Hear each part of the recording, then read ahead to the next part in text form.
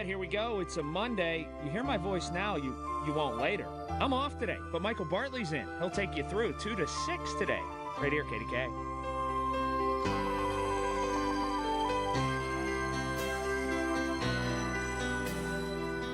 Homeless crisis in Pittsburgh.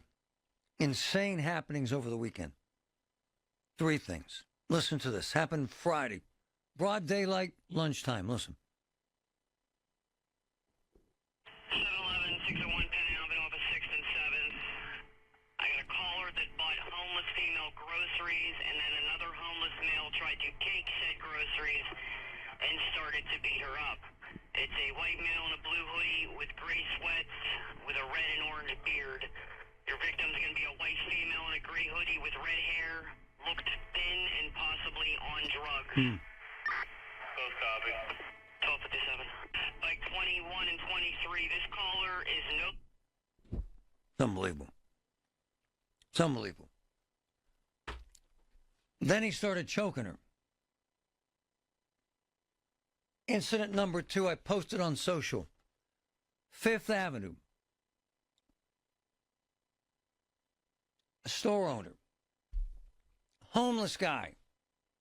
High as a kite. Threw a brick through the front window for the hell of it. No suspects, no investigation, no cops. None. What's wild about the woman someone was kind enough to bring the food to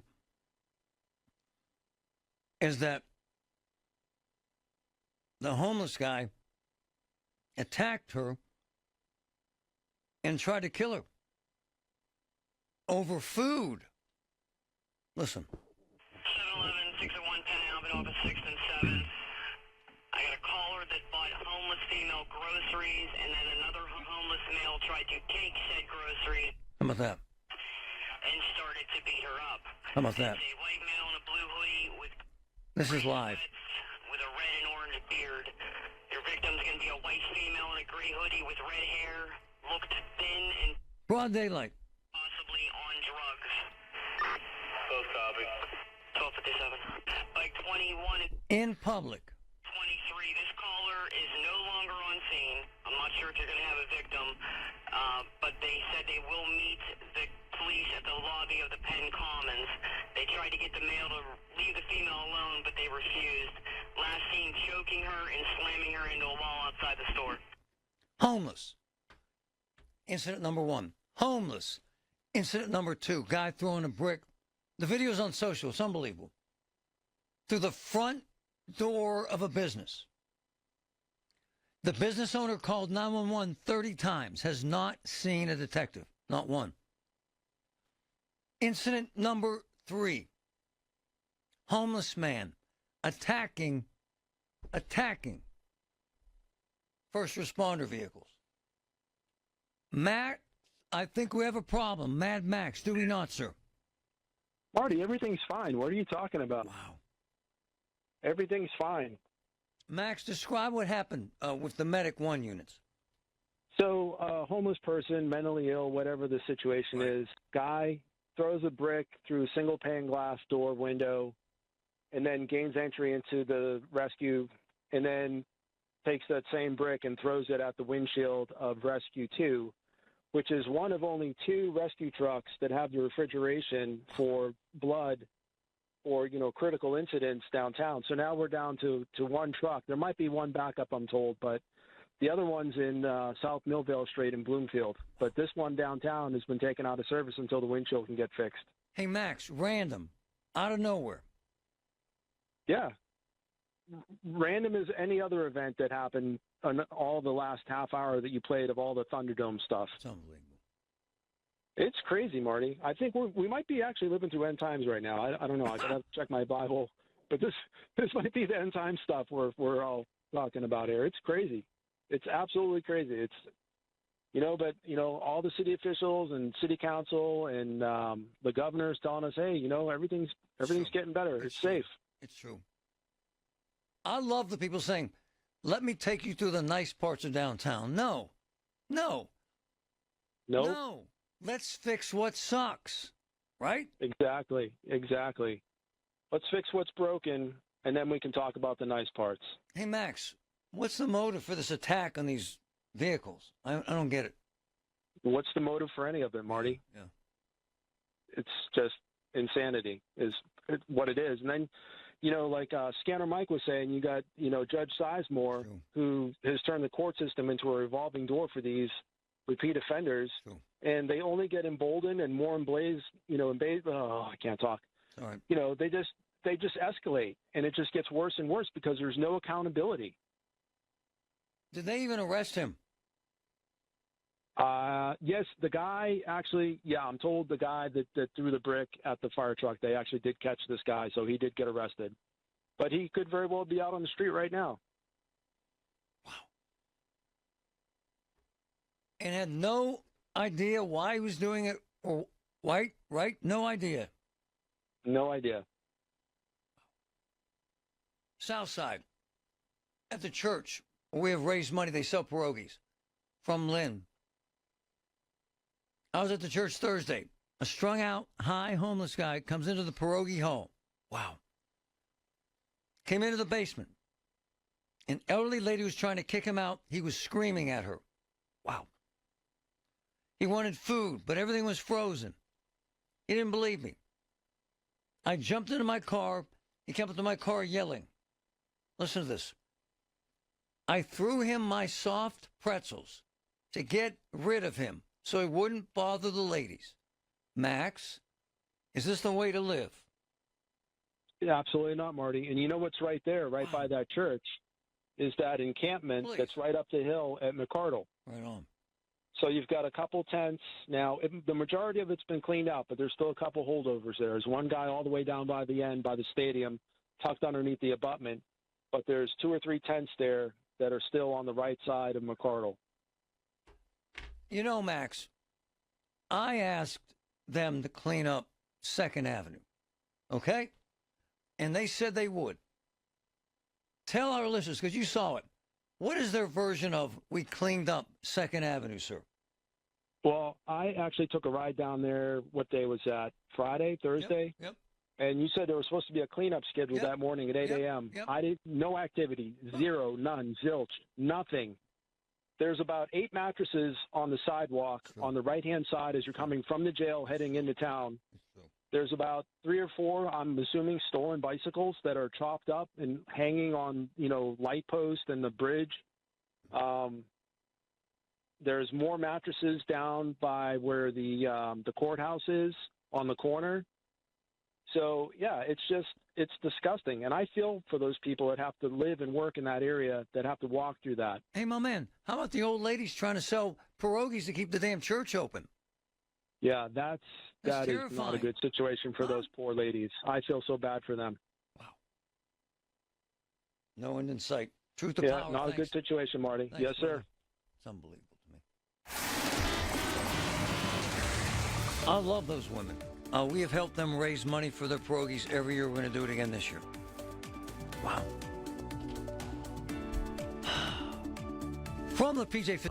Hi, this is Larry Richard. Join us tomorrow on the Big K Morning Show, 5:30 until 10. We'll bring you up to date on all the latest news early and give you a chance to win tickets to see Bryan Adams coming to PPG Paints Arena November 2nd.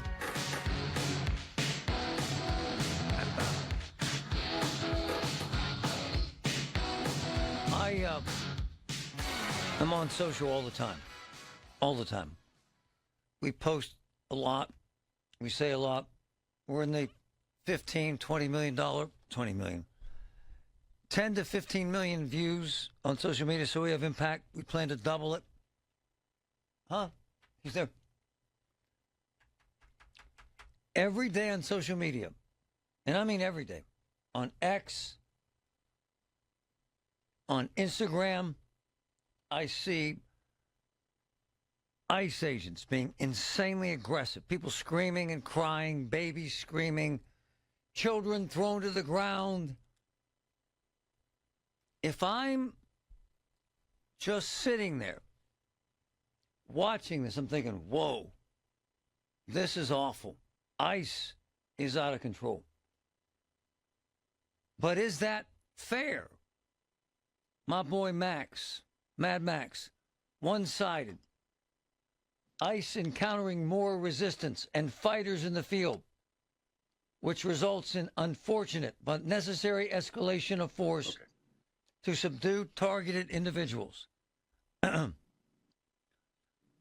This is both unnecessary and avoidable by people who are advising these illegals to resist and fight. The best immigration lawyer I've ever met, I've been around a while, Joseph Patrick Murphy. What do you say, sir? You know the same social media I see. Is it aggressive or not? I've seen it too, Marty. Yeah. It's the social media cycle. It's driving all sorts of craziness. I'm telling you, people are being paid to do this. I was down the ICE office last week with two sisters, young girls. They came across the border. They were given parole. They married American citizens. By now, one's got a baby. Oh, wow. This is an ICE check-in. After the law has changed over the last month or two, these girls are subject to being arrested right there and returned home. That's the law right now. And I had to inform them of that. These people, these two young families were prepared for that reality, mom being taken. And we're all down there sweating. And the guy came out and he gave him a slip and said, come back in a year. So I don't see what kind of animalism that is, because by then they'll have their green cards. They've got the paperwork going. So this is the kind of stuff I'm talking about. But hold on, did they overreact? Did they overreact? No, I explained it to them. They were perfectly civilized young ladies. They understood what was going on. And I said, there's nothing you can do about it. You have to check in. And we went over and behaved ourselves, and I believe got a pretty good result for the girls, and a pretty compassionate result. I don't see this kind of madness going on. It takes two to tango. Law enforcement, by definition, involves the word force. And there's a lot of people in the world right now, certainly in our country, that believe that all use of force is somehow illegitimate and should be met with all sorts of craziness. Yeah. But that's, and I'm not, look, these people arrest my clients from time to time, just like any other lawyer. I'm not some kind of suck up here, but let's get the cooler heads out. There's plenty of decaffeinated brands on the market that taste just as good as the real thing. These people that ICE arrests aren't being sent to the electric chair. They're just being returned to their home country. Many of them retaining the right to come back later if petitions filed for them. So what is this fight really about? Well, why wasn't this happening when Obama was there? These are all big questions. They require a little bit more than legal analysis, perhaps psychoanalysis, and I've got the wrong series of letters. But I'm encouraging, and as I always have, I encourage my clients not to run or fight with law enforcement. That never ends well. Someone's going to get hurt. It's probably going to be you. And for the people who are looking to get hurt to make these videos, consider who's encouraging you to do that and whether they're putting their body at risk, because this way madness lies. You were fighting literally. American citizens are fighting and getting arrested and getting hurt. Yeah. ICE agents are getting hurt, and the immigrants themselves are not. So what's this fight really about? And where were these people when Obama was doing it at 5-10 times the rate? I see it. They'll stand in front of an ICE truck. They'll lay down. They'll get right in the face of an ICE officer and get sprayed with mace, and then the ICE guys are the bad guys, right? Yeah, I mean, look, there are things worth protesting over. All of us have our own values. I'm certainly not going to tell someone they can't have theirs. I've been pepper sprayed at public protests myself. Very unpleasant. It feels like being set on fire. It does. But the point is make sure that if you're going to do that kind of stuff, and I don't think you should, and I encourage against it, cost-benefit analysis. What are you preventing and what are you subjecting yourself to and why? Who's pulling the strings and telling you to do that? And what risk are they putting themselves in? If you look at those things objectively, not just out of hatred of law enforcement or force or the cops in general or any of these kind of values, just look at it in terms of your own self-interest, and you'll see quite clearly you're being used. Joseph Patrick Murphy, hey, listen, at a magistrate's office the other day in local municipality in the North Hills, court clerk told ICE, get the F out of the building. She was completely unprofessional and unhinged. Wow. So there's even pushback in the courts, sir. Yep. I saw a guy talking recently about this problem, and that, we're drifting toward a de facto civil war over this issue. As I've said routinely, I really do believe that eventually the only resolution that is even vaguely workable is some sort of mass amnesty.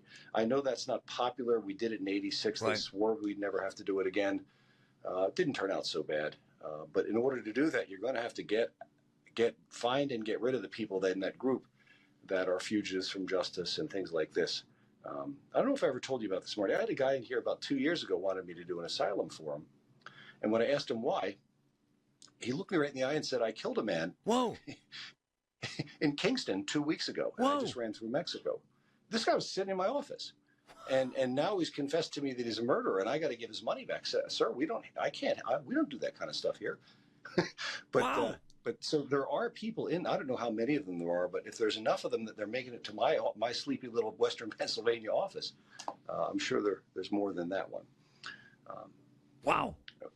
Consider that, right? You're fighting with ICE over a group that probably includes some of those too. Joseph Patrick Murphy, thanks, brother. Of course, Marty. Thanks for having me on. It's amazing. Wow. Listen.